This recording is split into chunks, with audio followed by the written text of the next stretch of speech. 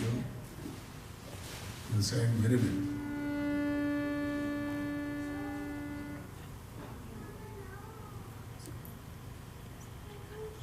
Om Sthapakaya cha dharmasya sarvadharmasvarupine avatara varishtaya Ramakrishnaya te namaha Pavitram charitam yasyaha Pavitram jivanam tatha Pavitrata svarupinyai tasyai kurmo namo namaha Namashri yatirajaya Vivekananda Suraye Satchit Sukha Swarupaya Swamine Tapaharine Mokam Karoti Vachalam Pangum Langhayate Girim Yat Krupa Tamaham Vande Paramananda Madhavam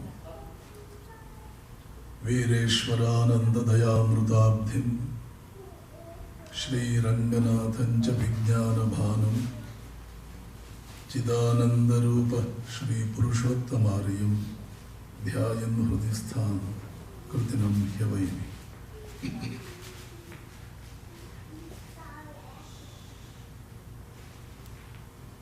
The President of this Temple Committee,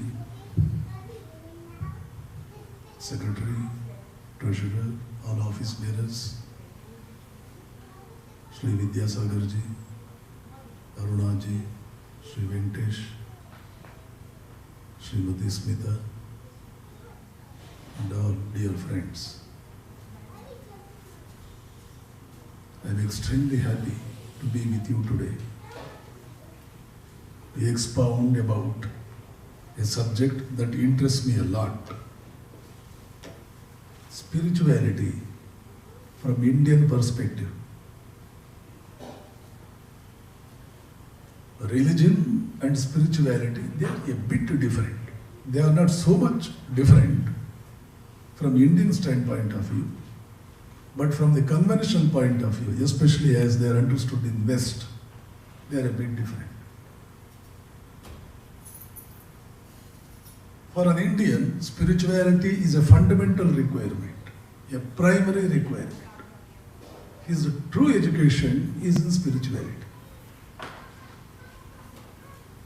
Education without a spiritual element in that, education that does not lead him to spiritual fervor, spiritual anticipations, spiritual seekings, is a ruthlessly or hopelessly incomplete education for an Indian. We have never divided life as secular and spiritual life any time. In Indian context, there is no demarcation like this is secular, this is spiritual, never. Everything is spiritual for us. Vivekananda puts it so beautifully. A Hindu is born religiously, he marries religiously, he educates himself religiously, he dies religiously. There is a profound meaning in the statement of Vivekananda, just as every statement of him has got a mine of meaning. Spirituality, remember, is something, a process, a sort of a process or a training whereby you unearth a mine of strength in comparison with which all other sources of power, they are nothing. They are not even an intellectual giant, a great thinker, a world-renowned scientist. They are all kindergarten students compared with a man who has reached that point of accomplishment in spirituality. This wisdom India long ago found out. And therefore, it made it almost mandatory for every Indian to seek spirituality and spiritual advancement. Enter into it, left no stone unturned in motivating a man to enter into spiritual world, to seek the highest accomplishment therein. Children should not move, please. Don't run here and there. Why so much of obsession with spirituality. Because that should be the be-all and end-all for man. Because they understood the implications of spiritual development in one's life. They understood the role that spirituality plays in enriching the personality of a man as well as enriching his life itself. Nowhere in this world, nowhere in the history of the world, we see so much of keenness, intellectual keenness, astuteness shown as it has been shown by the seers of India ages ago. They were never satisfied with the tidbits of this world. They were never satisfied to be a part of this world. They were never satisfied to be the emperor of this world. Taittiriya Upanishad in no uncertain terms declares Sarvesham Prithivim Vittasya Purnasya. You may be in possession of all the riches that earth can offer to you, the planet earth can offer to you. Sarvesham Prithivim Vittasya Purnasya. You are in complete possession of all the richness, all the riches that are there in this world.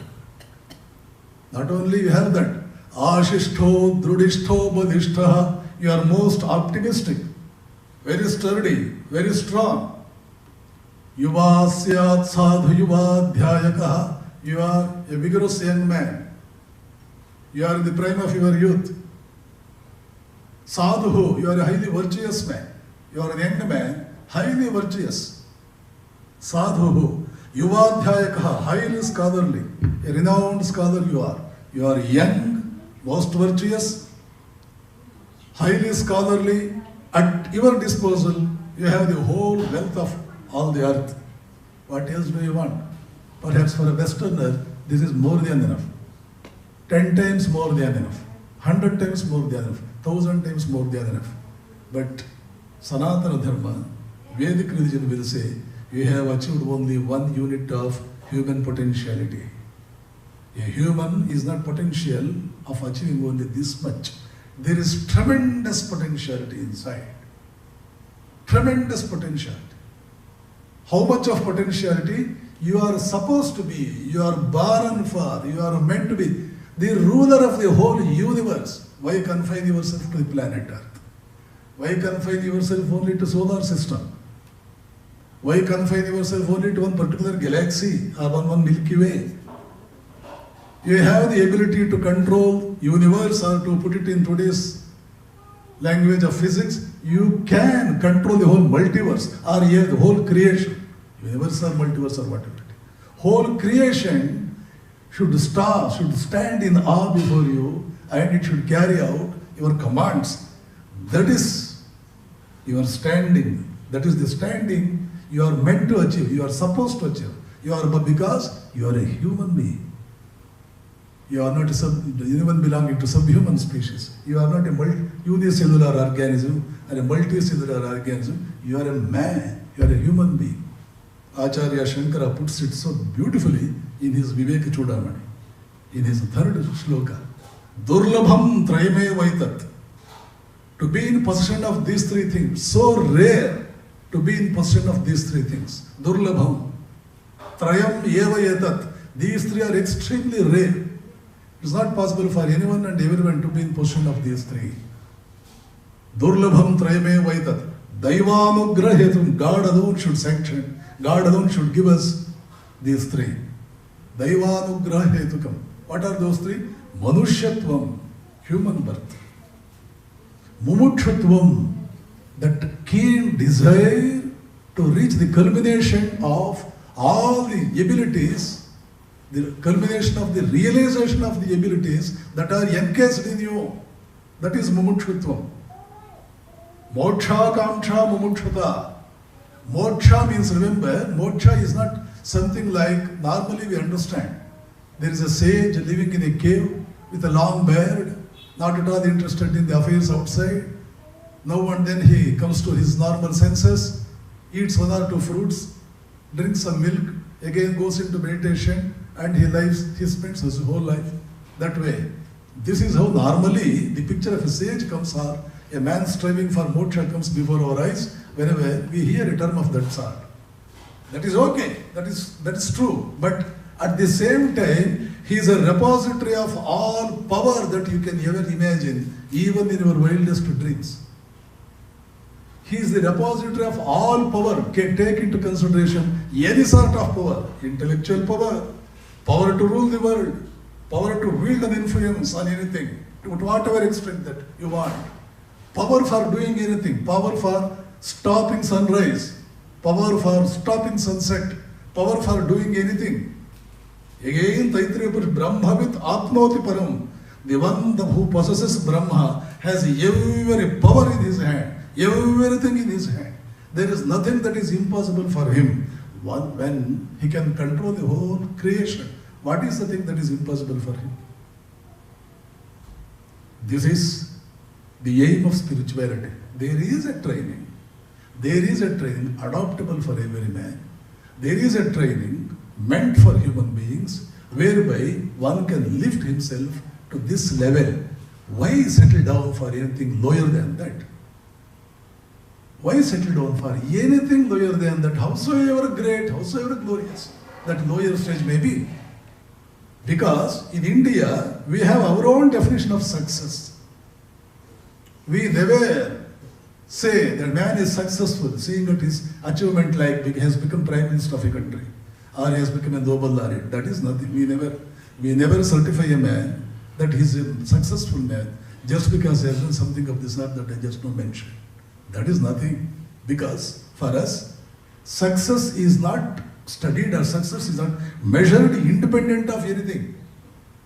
There is something that you have to take into consideration whenever you term something as success or no. What is that? Success, we say, in India we say, success cannot be and should not be measured in terms of what a man has achieved. Then how else? How much a man has achieved compared to how much he could have achieved. How much you have achieved compared to what you could have achieved.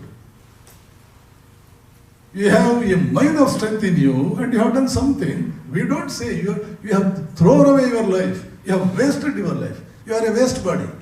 You are a billionaire and you have constructed a house worth $1 million. And you say, you know my worth? I have a house that is worth $1 million. Your father has given you $1 billion rupee property. $1 billion, billion rupee, trillion, something of that sort. And how much of person you have making use of that? Only a fraction of that you have not been able to use. That is how we look at the success of a man in Indian tradition. So man, what's your potentiality? How much you have brought with you? How much you have inherited? Just because you are a human, on having human birth, how much nature has bestowed to you, how much it has given. This used to be the constant refrain, this used to be the fundamental theme about which Indian education system always would emphasize. In Mundukopanishad, we come across a question put forth to the teacher by his student. Wonderful question. It is that sort of questions that really characterize Indian mentality, Indian academic discipline, Indian academic pursuits. What is the question put forth by the disciple? He asks his guru, Sir, what is it by knowing which I have known all? I am not just interested in being master of physics. I am not interested in becoming an authority in economics. I am not just interested in knowing a bit of medical science. I should know that by knowing which I have known everything in this universe, everything that is worth knowing, everything that is knowable. I must be that sort of a knower. Is there any device whereby by knowing something I have known everything? Is there any way? Beautiful is the question, equally beautiful is the answer. The Guru says, yes, there is a way, there is a way. There is a way. Kasminno bhagavo vijnate sarvam idam vijnatam bhavati. This is the question. Kasminno bhagavo, Bhagavan. During those times, teacher used to be called addressed like that. Bhagavan. Kasminno bhagavo vijnate sarvam idam vijnatam bhavati. The Guru says, yes. Dve vidye veditavye. There are two branches of knowledge by knowing which you have known everything. Para, aparatcha, paravidya and aparavidya. Once you know paravidya and aparavidya, you have known everything knowable in this creation. So two types of knowledge, two branches of knowledge are there according to Indian tradition. Paravidya and aparavidya. Just in a nutshell, I define what is meant by paravidya and what is meant by aparavidya. Anything pertaining to the objective world is aparavidya. The knowledge of the knower that tries to know everything, the knowledge of the knower. What is the nature of the knower? How this knower is? How this knower, who is he? Who is the knower? Is it the eye that sees? Normally we say, eye sees, I will not see. I cannot see.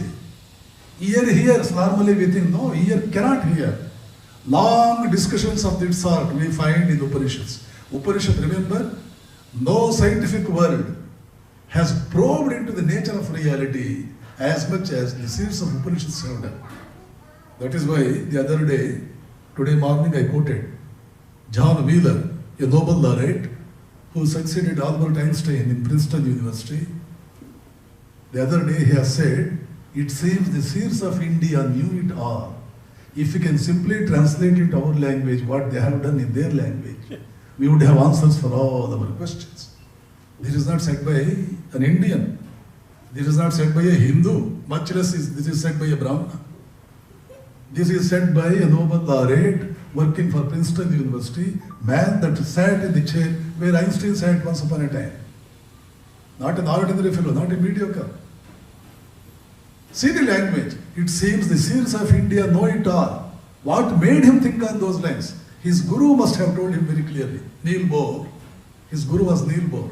Neil Bohr must have clearly said, Neil Bohr himself says, I go into Upanishads to ask questions. I go into Upanishads to ask questions.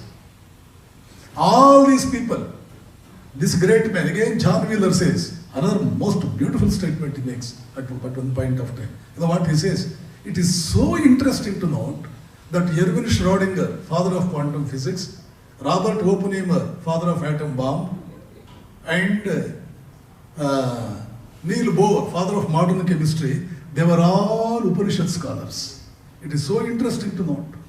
Is there any relation between the knowledge one can find, the topic of discussion that one can find in Upanishad and topics of discussion that one can find in modern physics? There has to be some relation. Why there has to be? There is a relation. Emphatically I say, there is an undeniable relation between the facts that Upanishads discuss and the facts that today attract the attention of the scientific community. That is why spirituality is inclusive of all sciences.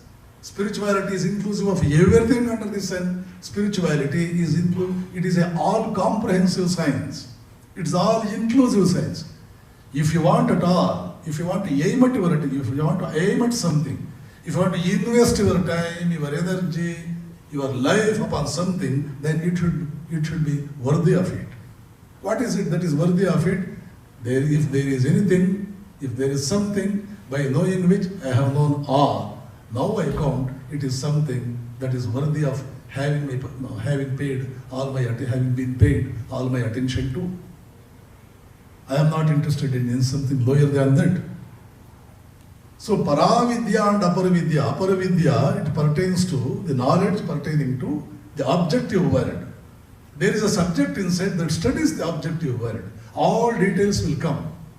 How much of study I have to make? I need to study stone, I need to study mud, I need to study galaxies, I need to study all those things. Again, it's a Herculean task. One cannot accomplish it in one birth. Even in multiple births, one cannot accomplish it. Upanishad says they were not just interested in simply suggesting something theoretically and stopping there only. They went still further. They went up to Chandogya Upanishad, and there we get the beautiful idea as to how to have the knowledge of one thing whereby we have the knowledge of every other thing. There comes a conversation between father and son, guru and disciple. Aruni is the father, Shvetaketu is the son. Shvetaketu is disciple, Aruni is father. During those times, father himself used to be teacher. Son himself used to be disciple. Several such instances we come across. There, Shvetaketu puts a question to his father. Sir, father, how difficult it is to know the universe. I want to know the whole universe. I want to have the all knowledge of it. How difficult it is. Is there a way?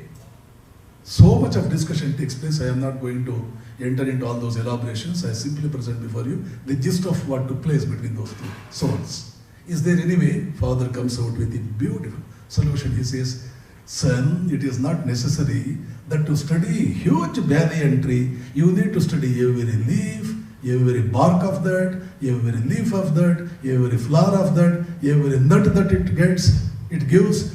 All these details you need not study for studying a huge banyan tree, a mountainous banyan tree. Just to study that microscopic tiny seed of banyan tree, you have studied the whole tree itself. There is nothing in the tree that is already not there in that microscopic seed. Howsoever huge the tree may appear. Universe may be huge, but remember, there is a seed for this universe. Just to study that. And where is that seed? That seed is you. Shvetaketu Tattvamasi. It is you. Study yourself. You have known the whole universe. Study yourself. You have known the whole universe. So studying oneself is the culmination of all studies. Knowing I is the be all and end all of spirituality. That is the beginning and end all of all spiritual endeavors. Just to know who I am. Who I am. Adhyatma. Spirituality in Sanskrit, Adhyatma. Mark the term Atma there. Adhyatma means making yourself most predominant among all your endeavors. No self. What is the nature of it? How rich is that? How to make use of all the richness of that self for your day-to-day endeavors? Is it of any use at all for you?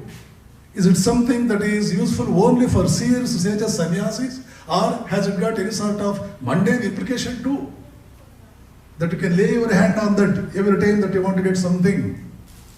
Will it be of helpful to you? Will it be of any help to you in your day-to-day life? All these discussions will go around that knowing self. No self, finish. Your life's mission is accomplished. A student studying in Madras University one day went to Ramana Maharshi. So many people were sitting in front of Maharshi. Maharshi used to always be silent, would always observe silence. That is the way he would teach people. Dakshinamurti Acharya Shankara has composed a great hymn about Dakshinamurti Stotram, world-renowned, very famous, quite popular Dakshinamurti Stotram. There he describes how that Dakshinamurti is. Maunavyakya prakatita parabrahma tattvam yuvanam Vishwam darpana drishyamada nagari tulyo nijantargataha. Many of you might have known about that. Maunavyakya. Gurostu Maunavyakyanam Shishyastu Chinna Samshayaha.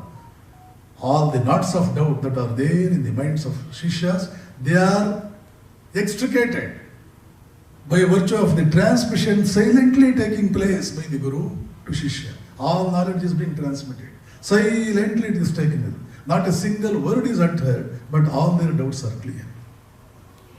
Om Namah Pranavarthaya Shuddha Jnaneka Murtaye. Gurostu Maunavyakyanam Shishyastu Chinna Samshayaha Vruddha Shishya Guru Yuvaha. This Guru is an young man, all the Shishyas are Vruddhas. That is how the picture is. Dakshinamurti picture is depicted by Acharya Shankara in his Dakshinamurti Stotra. This young man went to Ramana Maharshi.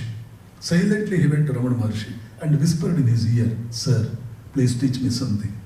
Maharshi said, "Go and sit there. Let everyone go out. Later I will teach you." He went and sat in the midst of people there. After some time everybody went out because it was lunch hour it seems. So when stomach god, pehle petoba, baad mein vitoba. When stomach starts drawing your attention towards you, nothing will come. Everybody started moving towards dining hall. After everyone has gone out, young man again came and whispered in the ears of Maharshi, "Sir, everyone has gone out. I only am here." Maharshi immediately said, "Let that I also get out. I will teach you. I only am here. Everyone has gone out." Maharshi curiously looked at him and said, let that I also get out. Afterwards I will teach you. Shishya got all the teaching that he was anticipating for. Let that I also get. Can that I go out? Then what is that I? Elimination of I is the be all and end all of all education. I should get out. Mercilessly tell your I, get out. I alone want to be here. Therefore, my dear I, you get out. Why? Because I want to be here. Therefore, you, Mr. I, you get out. It may sound a bit paradoxical. Remember, in every man, there are two men. In every woman, there are two women. In everything, not only two, in every object in this world, there are three things. Gross, subtle, and subtlest. A scientist will say, an ordinary man will say, a layman will say, this is ebonite, if it is made of or this is wood. An layman will say, this is wood. But a scientist will say, that is not wood, wood is the appearance.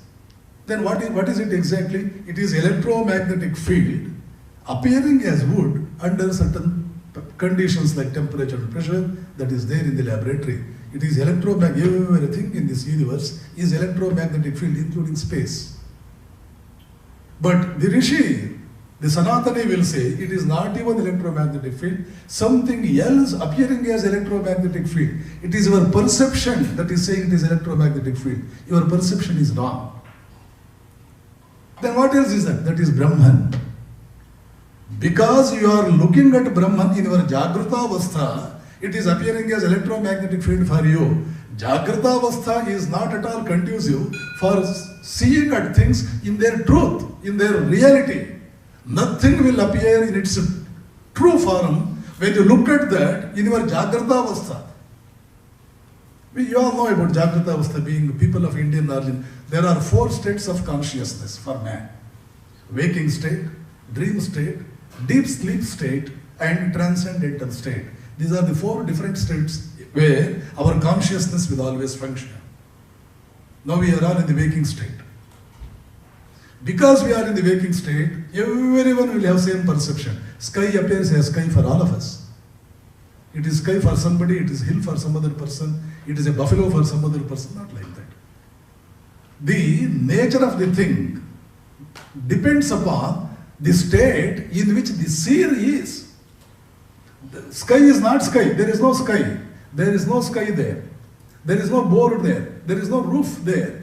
Nothing in this room as it appears now is there. It is in some other form. But because we are all looking at that, in that waking state of consciousness, all of us have the same perception. Every human will have the same perception. Subhuman species will have different perceptions. Remember, a stone is not stone for each and every living being. Stone is stone only for human beings. Stone is not stone for a deer. Stone is not stone for an ant. Stone is not stone for a plant. But remember, life is there in all these different species. Life is there. Life is very much there. But their perception of a thing is not like we do perceive. For the reason, the level of consciousness decides the perception.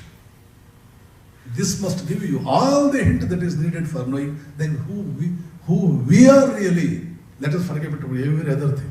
Let us not bother about every other thing. Who we are really. In what state of consciousness now presently we are looking at ourselves. Obviously, in the waking state. In the waking state of consciousness, you are looking at yourself. Then how should I look at myself? You must look at yourself in the transcendental state. Unless and until you look at a thing in transcendental state, nothing in this universe will reveal out itself in its truest form. Eddington, British scientist, a great physicist, especially astrophysicist, in BBC, one of BBC interviews, he says, physicists may strive like anything for knowing about the truth about this world. They will never even touch the fringe of reality unless and until they learn that the consciousness of the scientist is the first thing that they have to pay their attention towards for studying any other thing objectively. Wonder, this he learned only from India. All these things today, if scientists are speaking, in this language, in the Western Hemisphere, remember this wisdom came to them invariably from India. I am not saying this in a chauvinistic sense. I am saying this only to trigger pride in you that what sort of land this great India is. What sort of land that you all belong to. What a holy land. What a great land that you all belong to. What a great race you all belong to. I don't mean one should be racial. Not that way. If an Indian becomes a fanatic, there is nothing, no harm will ever be done to any man who is not an Indian. History doesn't say that. History has no corroboration for that. The pride of an Indian, arrogance of an Indian, fanaticism of an Indian, chauvinism of an Indian is never harmful for others. It is never harmful. It is not like what it would be for a German counterpart or an English counterpart or anything of that sort. That is, no one should study India just as he studies some country from West or some country from Far East. No one should study India that way. That is why many of the historians are committing blunders. Therefore, all rubbish things they are putting into the syllabus of India. They are preparing books, they are writing books containing all rubbish about India, like Aryans have come from outside of India and all sorts of senseless things. Not so. So this man got the answer from Ramana Maharshi. Then how that I will go out? How that I will go out? There are two types of men in every man. Spirituality's endeavor is to remove the false man from the real man and let the real man reign supreme. That is all. That is all. In Sanskrit, there is a term called as aham. There is also a term called as atma. Both mean I. Atma means I. Aham means I. But remember, these two eyes are two different eyes. Whatever perception or whatever description that presently you have about your own self, it all pertains to that aham and not atma. Aham means, I am son of, if you are a male, I am son of Mr. So-and-so. I am in Los Angeles. This is my profession. My salary is this much. This lady, this is my wife. This is my son. This is my daughter. This is my house. My father is this gentleman. My mother is this great lady. Whatever picture that you are depicting about your own self, you are portraying about your own self, remember, all that constitute aham, your perception. That everything pertains to your gross body and your subtle body and not the real body, the real self that is inside. Then who are you? You are Atman. You are Atman. What is the nature of that Atman? There is a lot of description about the characteristics of Atman. The Atman in the Upanishadic lore, I just put it in three terminologies: Sarvajnaha, Sarvavyapihi, Sarvashaktiman. Sapariyaga Chukrama Karyamauranam Asnaviram Shuddham Apapaviddham Kavirmadeshi Paribhusvayambo Ishavasa says Avinashita Tadvidhe Yena Sarvam Vidam Tatam Vidasham Avayasyasya Nakaschat Kartuvarasi. Nainam Chandandu Shastra Krishna goes on describing about the beauties and nature of Atman. You are that. To put it in one sentence, Yama defines Atma so beautifully in Kathopanishad. What does he say? Tadunatyeti kaschana yetat vaitat. The one that is never defeated by any other thing. The one that is never, the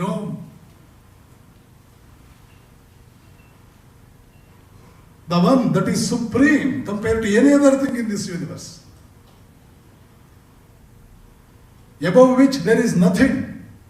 The one better than which there is nothing. The one more powerful than which there is nothing that is more powerful than Atma. It is always in superlative degree. Atma always occupies that superlative position. Nothing is even comparable to it. Tadunatyati question. Literal meaning of that is, howsoever close you may go there, it will still be a bit away. You can never reach it. That is the literal meaning. You can never reach and touch Atma. Howsoever close you may be, howsoever closest proximity that you may go to, that still will be away from you, not accessible to you. That lies a bit away from you, and therefore it evades all sorts of accessibility to you. That is beyond anything that you may even imagine in your wildest dreams. That is your Atma. Accept it, that is you. Accept it. Is it just a theory? It is just a speculation. Or practically it is something that you can experience. This $1,000,000 question always arises before so many people. It looms large, especially for the younger generation. Is it so? Are things like this? Because this is something most of the people will not have heard at all in their lifetime. Why? Even during Kathopanishad times, Yama says, the Atma Jnana is something many people will not have an opportunity even to hear. Among those that hear, many cannot understand that even. Shravanayapi bahubhiriyo nalabhyaha shrunvantopi bahavo yamma vidyo. Yama himself says this in clear terminology in Kathopanishad. Yachaketa, even to hear about Atman, many will not have opportunity in their lifetime. Shravanayapi bahubhiriyo nalabhyaha shrunvantopi bahavo yamma vidyo. Even among those that have heard of that, many will fail to understand. Ascharya, because why this is happening? Ascharyo vakta kushalosya labdha. Ascharyo jnata kushala nushishtaha. The teacher must be a wonderful man. The learner also must be a wonderful man. Otherwise the subject will not be understood at all. That is the reason. Now that Nachiketa, you have been evincing all interest to know about Atma, I am so happy. I give you all the knowledge about Atma. Can anyone experience? Anyone who has attained to what is called as Nirvikalpa Samadhi in our yogic terminology.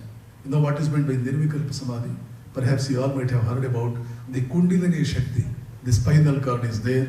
At the bottom of the spinal cord there is Mooladhara. 7 different centers of strings, 7 different centers of consciousness are there along your spinal cord. That is Divine Mother. It is erect. Spinal cord is always erect. Therefore, Divine Mother is also called as Lamba Mekhala. Mekhala means rod. Lamba means something perpendicular to it, something straight, vertically straight. Lamba Mekhala.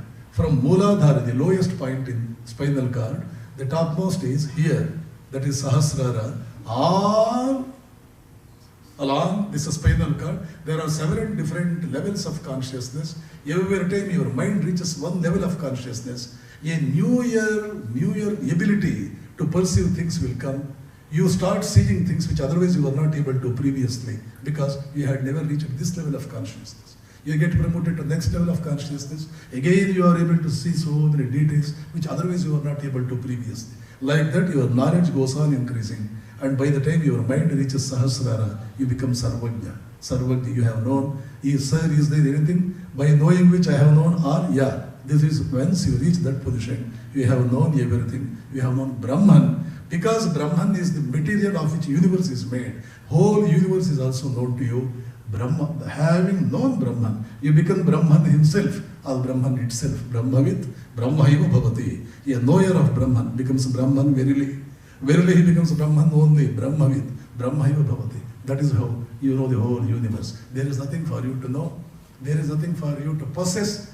And you are immortal. There is no death for you. Your existence is absolute. Your knowledge is absolute. And your joy, your bliss is absolute. Your existence is absolute. You are Sat. Your knowledge is absolute, unlimited. You are Chit. Your joy is absolute. You are Ananda. You reach that Satchidananda Sthiti. That is the Brahman Sthiti. That is the real goal of man. Nothing less than is the goal of man according to Hindu ethology, according to Hindu ethos. Vivekananda puts it very clearly. What is dharma? He defines dharma. Each soul is potentially divine. What is divinity? Divinity is the position or the state that you reach once you have reached that Sahasrara. That is divinity. Each soul is potentially divine. The goal is to manifest this divinity. How? By controlling nature external and nature internal. Divinity will give you the ability to control nature, whole creation external. Divinity is a state, it is a position, it is a strength whereby you control whole nature external. Each soul is potentially divine. The goal is to manifest divinity by controlling nature external and nature internal. How to do? You do it either by the analysis of who you are, through the analysis of who you are, or by meditation, or by selfless love towards God, or by meditation, selfless love, analysis of who you are, like that. There are 4 ways whereby you can do it. All 4 ways today have come to be called as 4 yogas. By Jnana Yoga, or by Bhakti Yoga, or by Raja Yoga. Raja Yoga teaches you about meditation. Bhakti Yoga teaches you about how to love. Jnana Yoga teaches you about how to analyze who you are. And Karma Yoga by selfless service. By any of these, or by one or more, by more than one, by all of these, anyway, whatever way that is possible for you, you adopt this method for you and you reach the goal. That is the goal of man. This is religion. And what about the role of other things? All other things are secondary. Whether you know this, whether you know that, whether you follow this ritual or the other ritual, whether you follow it or not. But remember, to reach that stage, it is imperative that you follow rituals. Unless and until you follow rituals, you can't reach a stage where you have gone beyond rituals. That is one very important thing that one has to take care. Krishna puts it. Krishna cautions it again and again. You can never reach that karma rahasya, naishkarmi siddhi. That actionless state, naishkarmi siddhi, can never come to you unless and until you are already the expert in karma. First develop work efficiency, yoga karmasu kaushalam. First be an efficient man, then become a man, active, for a selfless cause. Then only you can reach the Naishkarma Siddhi, and suddenly you cannot reach it. But remember, this is what is called as infinitude in our scriptures. Becoming Brahman is the state where you have at your command that infinitude. Unfortunately, many will not have any taste for that. Many don't want that. We know all that, but we are not interested in that. In Paris, Vivekananda met grandson of Napoleon. Vivekananda was a great fan of Napoleon. His ship was moving by the side of Sicily, the island where Napoleon was born. The captain gave an announcement. We are moving by the side of an island called as Sicily, where Napoleon was born. Vivekananda heard this. He stood up and he put his hands like this, thereby paying homage to Napoleon. So he was a great fan of Napoleon. He met Napoleon's grandson in Paris. He asked him to come to India. Come to India. He asked Napoleon's grandson. He asked Vivekananda, what is the use if I come to India? You know what reply Vivekananda gave? Tomorrow, if death comes to you, you can hold its mustache and you can play with that as though you are playing with a puppet. I teach you, I make you that sort of a hero. I make you a hero who will be having fun with the death itself. Death is the most frightening factor in the whole universe. Throughout history, the terribly frightening factor, the terribly frightening thing, if there is anything, that is death. Heroes become very much afraid at the mention of the word death. Here is Vivekananda, who is telling grandson of Napoleon, you come to me, I make you the sort of the person who will hold the mustache of death when it comes to you, and you play with that as though it is a tiny dog, as though it is a pup, or as though it is a kid, something like that. You can play with that. Come, I make you a hero of that sort. You know what did Napoleon's grandson say? No, I am not interested in all those things. I want luxuries. I am not in. Many people, this is the tragedy. This is called as Maya. Because you are all engulfed in Maya, even though so many things are waiting for you, you don't pay your attention to it.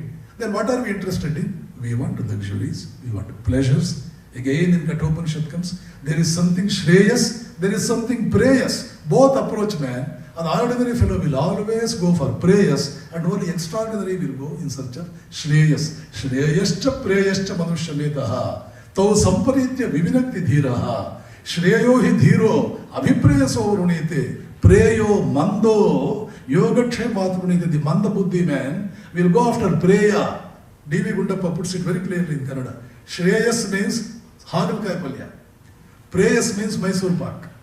Everybody is interested in Mysore Pak and nobody is interested in Hagalkaya Palya. Hagalkaya, in English what is it? Bitter gourd. Nobody wants bitter gourd. Everybody wants Mysore Pak. Bitter gourd is very good for health, but nobody wants it. Shreyas is very good. Spirituality is a discipline that makes you almost an invincible man, an all-conquering hero. But only thing is, you have to subject yourself to some sort of a rigorous discipline for some time, for which none of us is prepared. But we always want ease in life. We want only material luxuries. We are always matter. We are not beyond matter. most of the times. But that should not be the case with all of us being Indians, having come from such a great background. Remember, man who is after Shreyas will never be deprived of the beauties of Prayasivan. Just because you are going after Shreyas, just because you are after spirituality, never be under the impression you are depriving yourself of material luxuries. Material luxuries will be there far below. If you want, if you are interested, they come to your beckon and call. Just look at that. All of those things will come and fall at your feet. Because when you have infinity at your disposal, how at all you can't have finite with you? When infinity is there, what is the problem in having finite? So therefore, remove this aham. Aham and Atma, almost they are at loggerheads. They are vying with each other. Atma wants to reign supreme. It wants to suppress Atma. Aham wants to subdue Atma, and it wants to sit on the throne. Now and then, whenever you go to an ashrama, whenever you listen to Sri Ramakrishna's teachings, whenever you listen to Vairagya Pradhana, scriptures like Viveka Chudamani, sometimes Bhagavad Gita, and all that, the Atma will wake up, and it appears as though it is out of the thraldom of ego. Ego appears to be relegated to secondary position. It is only for a moment. Again, ego will come, it will throw away this Atma, it will keep itself, it will sit on the throne of your being, and it starts presiding over all your activities, all your desires, all your projects and all that. That has become the sort of life that we have been through. A sensible man, a wise man should listen to all these things, and somehow he has to make up his mind that enough, no more, no further, so far and no further. From now on, I am going to impart all the primary position, importance to Atma and not Aham. I am going to remove the tentacles of the Aham with which it has been binding this Atma. Atma should reign supreme. It must come to surface. It should be in the predominant position. A life whereby Atma comes to surface, Atma occupies superior position, Atma becomes more predominant, that is spiritual life. It is a way of life. Altogether you have to change the mode of your life. All these days you have been after material things. From now on, material things you are not going to throw away, but they occupy the secondary position. But this is not overnight possible. It is not possible. Therefore, in Hindu philosophy, in Hindu culture, we have divided the life of a man into four stages, 4 stages. In the Brahmacharya ashrama, you come to know about all these things. In the Grihastha ashrama, you are after luxuries, you are after material things. By the time you reach the age of 50 or 60, you come to realize the futility of going after only material things and never turning your attention to spiritual cause. You come to realize it. You did not realize it at the age of 25 or at 30. At the age of 60 at least, there are some people who realize the limitations of this material life, and they turn their attention towards higher cause, spiritual cause. They seek the company of sadhus, etc. That is where your Vanaprastha begins. And in Vanaprastha, you intensify your desire for realizing the infinite inside. A day will come when you are interested only in the realization of the infinite and nothing less than that. That day you sacrifice all material cause, and that phenomenon, that event, that position is called as sannyasa. Therefore, for every human being in Indian culture, sannyasa is prescribed. It is the last position, last stage that you need to adopt for your life. Brahmacharya ashrama is there, Grihastha ashrama is there, Vanaprastha ashrama is there, and sannyasa ashrama is there. What do we do in sannyasa ashrama? There are 2 huge limbs for this aham. This aham, most of the times, even though that aham is there, it always functions as mamakara. Ahankara functions as mamakara. This is mine. This lady is mine. This grand fellow, he is mine. He is my son. This is mine. That is mine. This is mine. This house is mine.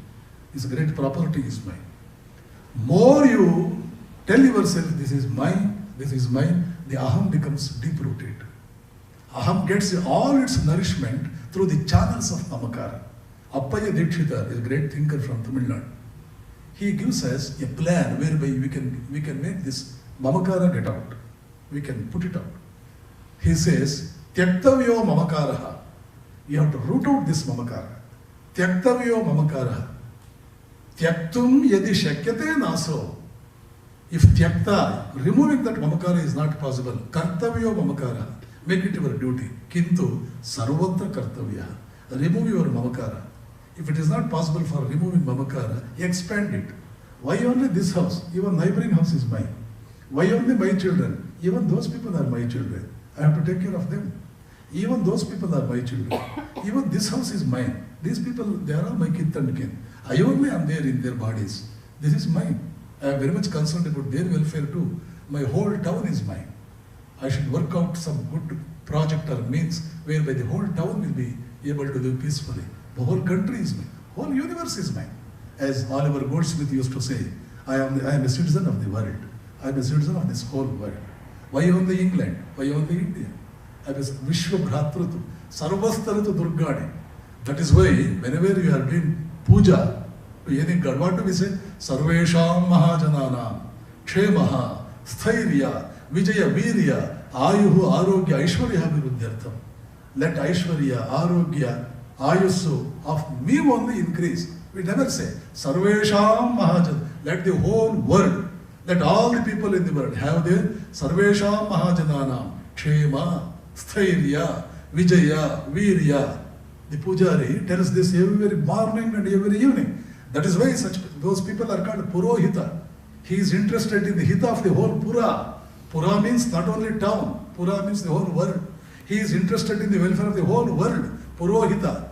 The one who promotes, who enhances the hita of the whole Pura, he is Purohita. Every morning, every evening, every temple priest, every man who does puja in his house in India or wherever he does, if he is a Hindu, if he is doing this puja to some god, invariably before he commences, he spells out what is the purpose behind my doing this puja to this god. He spells it out, he clears it up.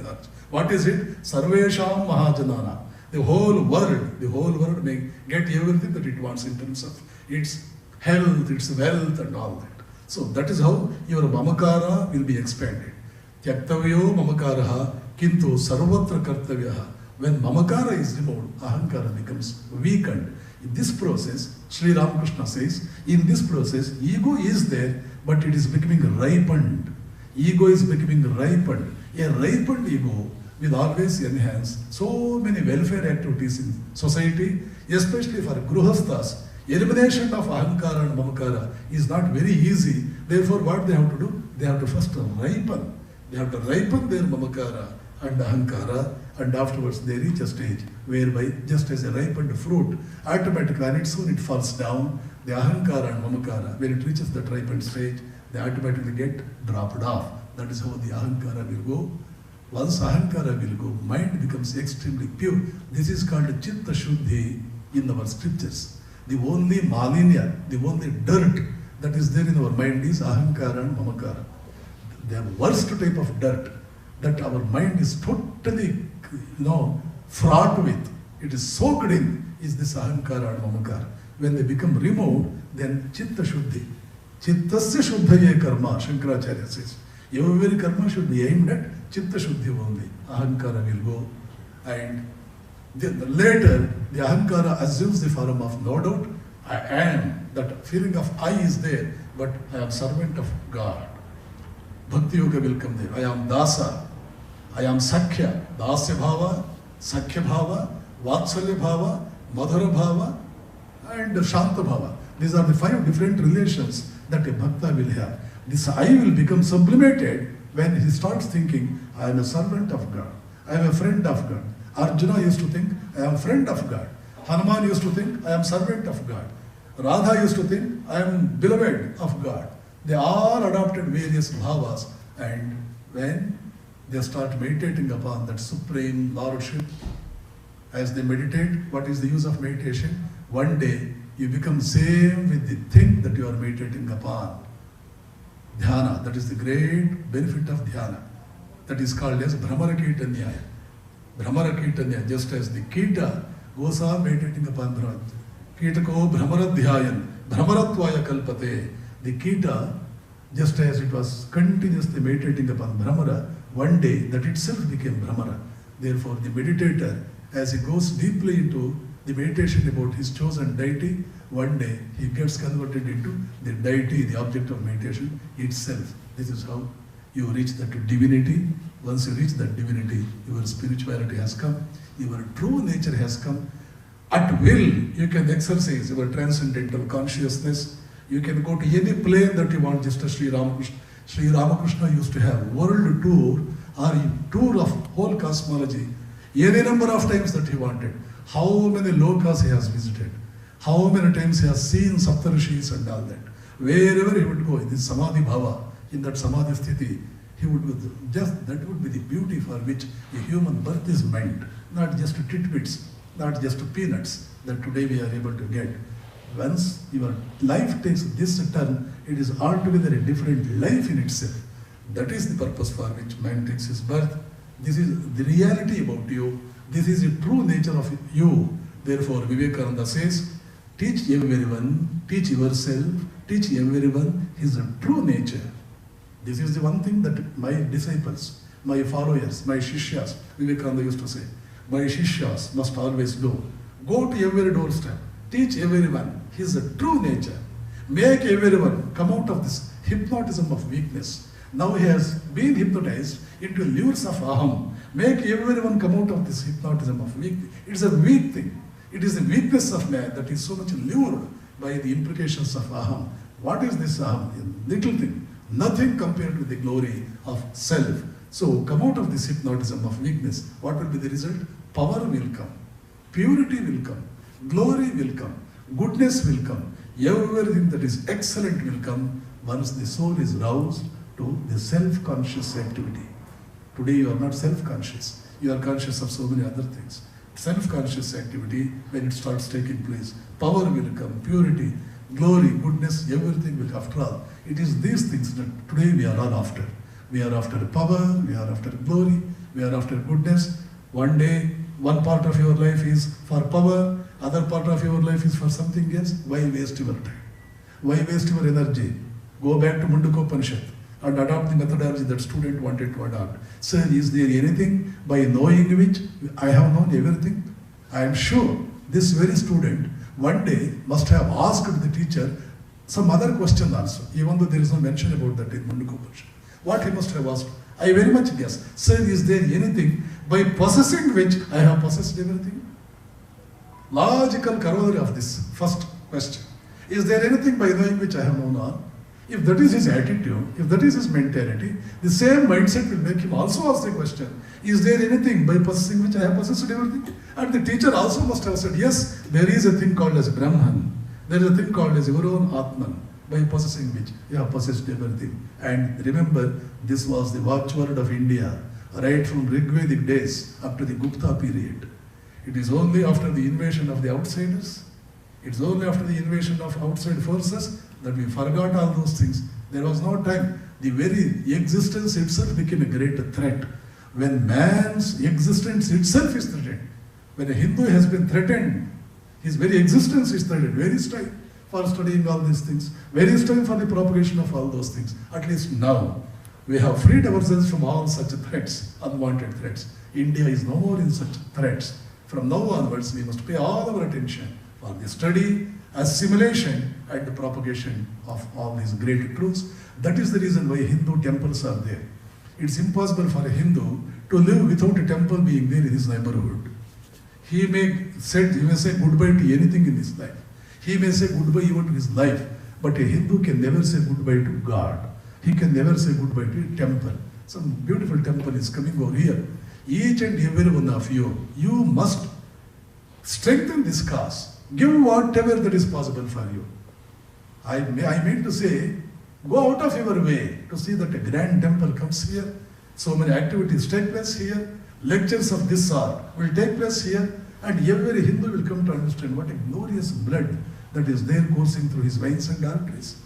I am not an ordinary man. Vivekananda wanted every Hindu to think like that. He himself used to say, I am one of the proudest men ever born on this earth. Vivekananda says, I quote, I am one of the proudest men ever born on this earth, and I trace my pride to my ancestry. My ancestors were so great. What an amount of knowledge they have unearthed, Vedic rishis, and how Vedas have come. For knowing all these things, there is no other way for you than to go to Vivekananda. Unless and until you study Vivekananda, you will never come to understand and appreciate the greatness of India. That is why the first Nobel laureate from the whole Asia, Rabindranath Tagore, told his friend, another Nobel laureate from France, Robert Rolla, when Robert Rolla asked Rabindranath Tagore to suggest a source material with which he would be able to write a book on India, which he was very much interested in. I want to write a book on India, I am very much interested. Rolla said, is there any reliable source material? For which Rabindranath Tagore says, if you want to know India, study Vivekananda. Everything is positive in him, nothing negative. There are so many histories of India full of negativities. Catherine Mayo, I think one great American lady, she came to India to write a book on India only. She met Mahatma Gandhi, took the blessings of Mahatma Gandhi, went around all the important things, and later she wrote a book about India. Mahatma Gandhi went through that book, and you know what was his remark? What was his reaction? I never knew that this lady is inspector of drains. I never knew that this lady has been an inspector of drains. She has been a drainage inspector. She has written every rubbish thing about Indian society. Remember, whenever there is a society, wherever there is a town, there is a bit of slum areas. Go anywhere in the world. In every house, there is a toilet. Of course, in a dignified way, we may call it as a restroom, but still it is toilet. There is a toilet room in every house. In every town, there is an area normally prohibited. We loathe. We don't prefer to go to that area. Everywhere, the whole creation is a mixture of good and bad. A sensible man, a prudent man must set his eyes on good things and keep aside all the bad things. The best treatment that you can have for the bad things in life is to simply ignore it. That is the most dignified and the best way of treating bad things, loathsome things. But what did this lady do, Catherine Mayo?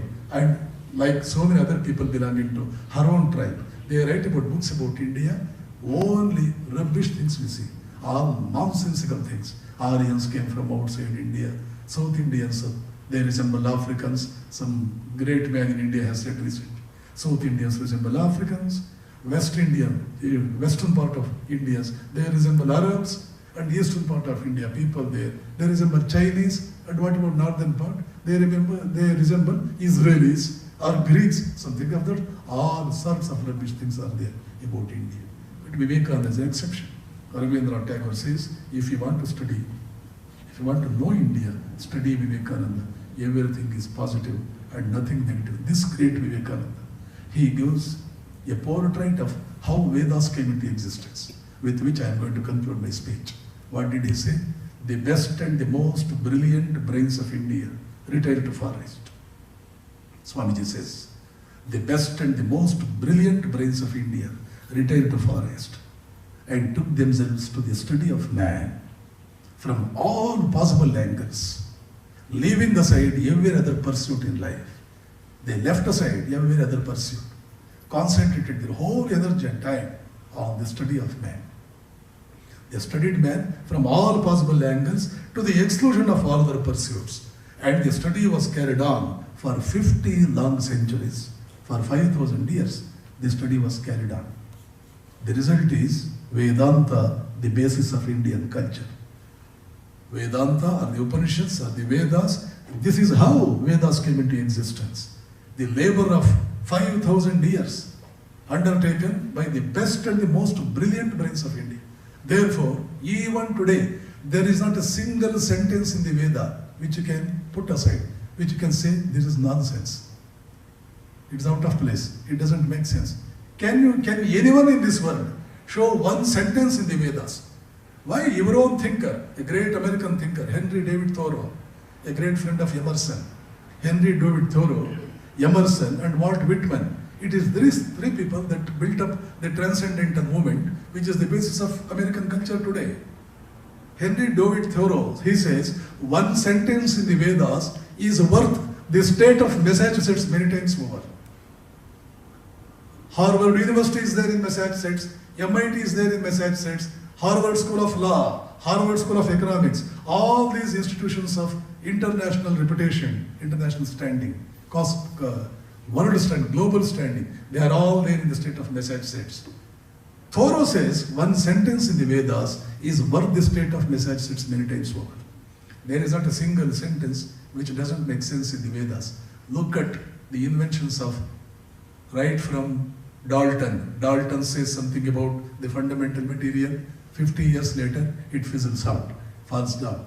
Some other great man comes, he invents some other thing. 50 years later, it fizzles. J.J. Thomson comes, he gives some picture, it fizzles out. His son will come, both will get Nobel Prize. Third person will come. The fundamental material is a particle, he is given Nobel Prize. Fundamental material is a wave, he also is given Nobel Prize. Sometimes it is particle and sometimes it is wave. He is also given the Nobel Prize. Is there any accurate version of you, scientists? Can you accurately say the nature of the building material of the universe? Why? My country has said that. We have said that Maya, the material of which the universe is made, it is uncertain. Mahadbhuta, Anirvachanaya Rupa. Only about 100 years ago, that Heisenberg came out with the principle called as uncertainty principle. And the final corroboration for uncertainty principle came from Rabindranath Tagore. Rabindranath Tagore said, yes, exactly. What you call as uncertainty principle is Maya for us. We say like that. Neither you can say whether there is Maya, nor you can say whether it is not. This is uncertainty. Today morning I said that. Sannapi, asannapi, ubhayatmikano, sangapi, anangapi, ubhayatmikano, bhinnapi, abhinnapi, ubhayatmikano, mahadbhuta, anirvachaniya rupa, undefinable. Maya is undefinable, uncertain. It evades our definitions. That is the meaning of mithya. This jagat is mithya. Mithya means not something that is absent. Shankara never said that. Something you cannot exactly describe the nature of it. That is mithya. He himself says very clearly. When I say mithya, I don't mean to say something like the horn of a hare, which never exists. When I say mithya, I don't mean to say son of a barren woman, which never exists. When I say mithya, I only mean something that you cannot clearly and exactly define. This is so. You cannot say something of that sort about Maya, the building material of the universe. Only 100 years ago, Western scientists are able to perceive all these things. While Acharya did it 1500 years ago, and he did it based on Upanishads, and Upanishads are based on Rigveda Samhita only. When Rigveda Samhita came into existence, according to Balagangadhar Tilak, 70,000 years ago. This is India. Lord Curzon says, India has contributed for the spirituality, religion, philosophy, mathematics and such other great parameters that are needed for the glory of man more than any other terrestrial unit. Curzon says, remember Curzon was not a friend of India. When he was Viceroy of India, he never did anything good for India. But afterwards he went to Oxford, became Chancellor of it, wrote a book about India based on his experiences that he had when he was there as Viceroy of this country, and what a glorious terminology he has used for describing India. Curzon acknowledges, everybody acknowledges, Thoreau acknowledges. And the only set of people that do not acknowledge the glory of India is Indians themselves. It has to come from West. A Westerner should say, your country is good. Is it so? Yes, our country is. This mentality of an Indian, mindset of an Indian should go. Towards that, almost all of us will have to work. Thank you so much. In a nutshell, I have given an introductory note of what spirituality means. What I emphasized upon this is, it is a training where man gets everything that today he aspires for.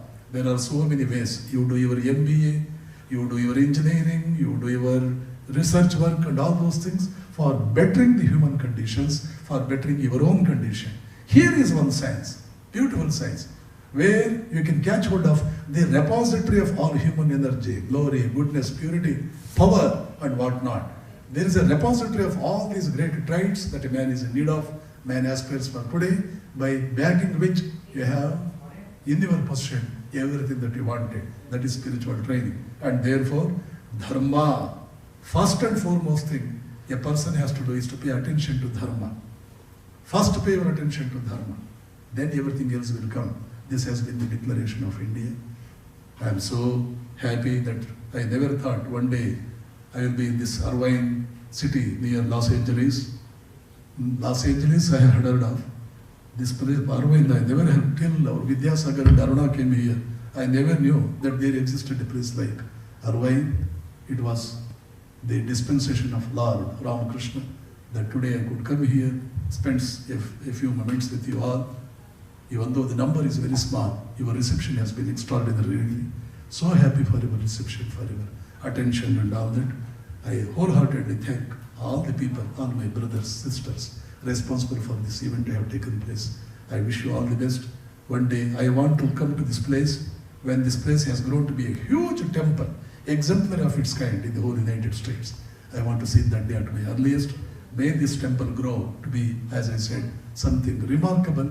If anybody wants to build up any temple, he should come here, observe all this, and he should try to replicate the whole thing in his own place. May this temple grow to be that sort of a great resort, spiritual resort, and everyone that comes here may find out the true fulfillment of his life. Such a place this temple may become. That is my prayer to all the lords here. Thank you so much. Jai Ramakrishna.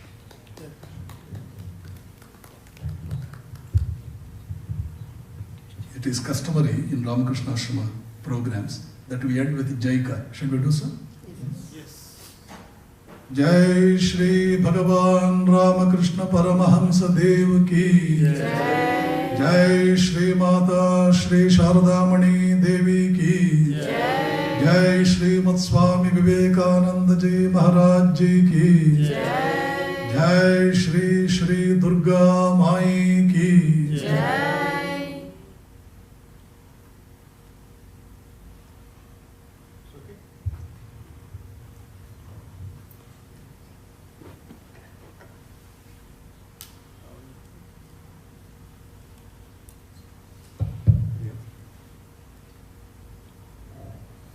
So pranam to Swamiji. Why pranam? I should say Sashtang Dandat pranam, right? Right? Swamiji, I never thought that I will be there for all time. Most of you also probably did not think, okay? But we were all engrossed, right? Totally glued to him, right? Totally without looking around anywhere this thing. What a beautiful thing he told. We all want prayers, but in prayers is Shreyas. When we overcome prayers, then Shreyas will be there. So my pranam again to Swamiji. Swamiji very correctly and rightly has told us that he wants to see this mandir grow. Any mandir grow for that matter, right? Any mandir. And I want to, most of you know, and I want to submit to Swamiji that mandir has already purchased a building somewhere probably 5-6 miles away from this place. And we plan to move there somewhere in middle of August. It's a bigger facility. Yes, Swamiji rightly said that whatever it is, we should keep donating. Right? Swamiji clearly said this thing. Then only our dharma will survive. Last Swamiji said, everything is by dharma and nothing else. Correct? So Swamiji has himself said that we should, whatever, whenever we can, we should donate. I always tell, by learning from Swamiji, that Hindus have become lazy. Okay? Lazy. Like he said, no, if it comes from Western source, we say, oh, right. But when it comes from our own source, we don't say anything. So I always say that Hindus must donate 2%. How much? 2% of their income for what? For local mandir, wherever they are. And 2% for our advocacy, because there is a lot of Hindu hatred is all around. And 2% to pay the debt in Bharat. Right? Otherwise, how Ramakrishna mission and all this will survive? Correct? We have got everything on a silver plate, golden plate from Bharat. And if we don't give, what will happen? Correct? Right? The biggest problem with Hindus is that we have a lot of money, but in donation we are very, very poor. So we die rich. What is the use of dying rich? Our kids don't need our money at all. So this is my humble request. And I am grateful that all of you have come. And again, my pranam, Sashtang Dandat pranam to Swamiji. Thank you. We can have a small session of question and answer. If anybody have any questions, would you Swamiji? Yes. Anybody have any questions? Questions are welcome. I have one question. So I had a question on what would be classified as a material desire? For example, let's say you're a parent and you want your child to have a good house. Would you have, as a parent, have a materialistic desire if you want your child to have a good house? Definitely nothing wrong in that. You must have good health, good body, good physique, everything that is comfortable. All you must have all your comforts, but you should not lose yourself in pursuit of material comforts. There are higher calls in life. What is that higher call? Spiritual call. There is sensate call of sensory world, sensate world. Fine, no bad, but you should not stop your journey there. You have to pass through all that sense pleasure, organic satisfaction.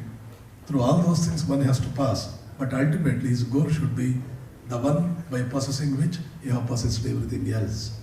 So that should be your goal. Anywhere in between, you should not stop. Okay. No problem. Namaste Swamiji. I had a slightly different question. I've been struggling with this concept for a very long time. What is the concept of samay, time, according to our scriptures? Is time moving or is it still or in this universe? What is time? There is nothing like time at all. The concept of time has no meaning unless there is a moment.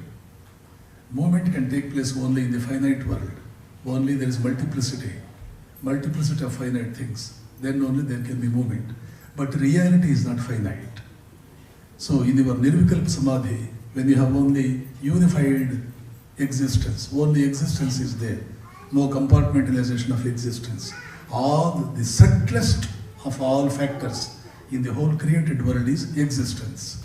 So when existence is infinite, then there is no movement. Time will go away. Time, that is the endeavor of man. That should be the endeavor of man. You should go beyond the sense of time. You should go beyond the sense of space. You should go beyond the sense of causation. Strictly speaking, these three are one and the same. Time, space and causation are one and the same. You should go beyond all these things. Time is there only in the mind of man. Change the state of your mind, your time unit also will change. Time depends upon the evolution of the species. For an ant, the concept of time is much different from the concept of that a man has got. Because we have difference in the evolutionary level. Time is a variable that depends upon your level of evolution, that depends upon the state of mind, even while talking to all the people belonging to same level of evolution. There are several people belonging to same level of evolution, even there, depending upon their state of mind. If you are listening to something very much interesting, so interesting, something very much interesting, you are listening to, you are engrossed, your time sense will go away. You have listened to that for about 2 hours, you feel as though you listened to it only for 2 minutes. So, time is a sort of awareness that again depends upon the moment and the awareness of the mind. So that is the concept that time is discussed as in Indian yathas. Swamiji, is there a time? Time. Is there a time? Yeah, same thing that he asked. Yeah, as I said, time has got virtual existence. It doesn't have real existence. Your time, remember, you can make time stop. You can make time. There is no movement of time at all. Why? Every day we experience it in our deep sleep state. We are not aware of time at all when you are in deep sleep state. When you are in deep sleep state, you are not aware of your space sense at all. There is no space sense. You are not conscious of the space where you are. You are not conscious of the time that is elapsing when you are there in the deep sleep state. So time will go away, sense of space also will go away, sense of causation also will go away when you are in a deep sleep state. But it is not everlasting. After some time again you come back to your waking state. Is there any way whereby the flow of time can be totally stopped? Yeah, there is a way. That is the purpose of meditation.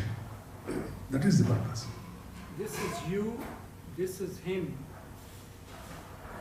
One, there is no time. Yeah, there is no time. There's no time. Yes. In unity, there is no time. In infinity, there is no time.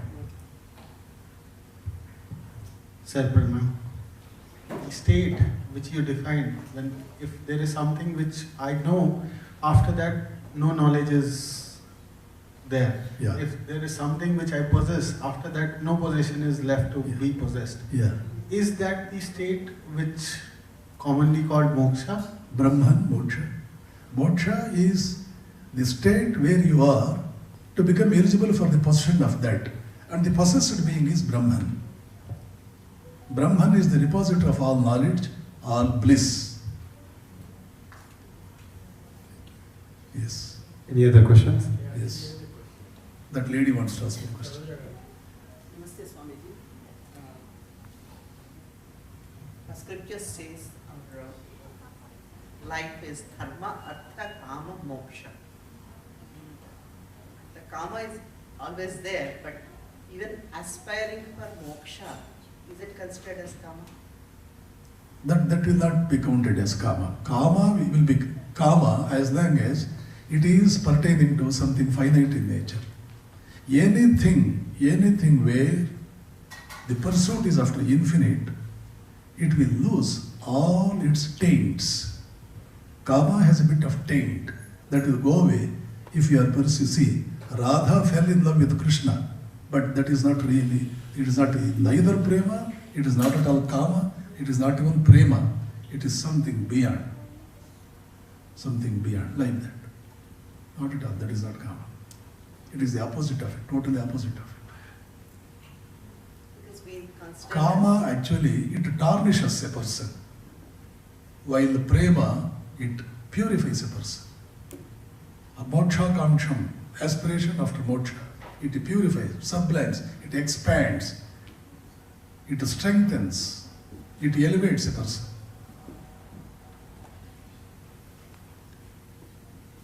Thank you, sir. All right. Again, pranams to Puja Swamiji and thanks for spending time with us. Thank you. We'll have Aarti and then Prasad. Please stay for Aarti and Prasad.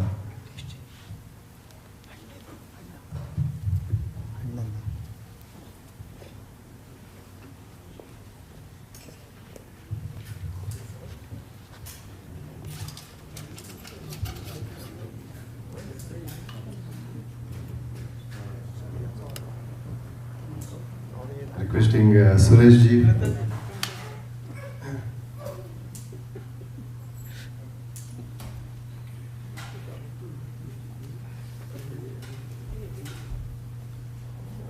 Om Namo Brahmane Namo Astvatnaje Namo Prathyavye Namo Shadebhyah Namo Vache Namo Vachaspataye Namo Vishnave Bruhate Karomi Om Shanti Shanti Shanti Hari Om Tat Sat Shri Ramakrishna Arpanamastu.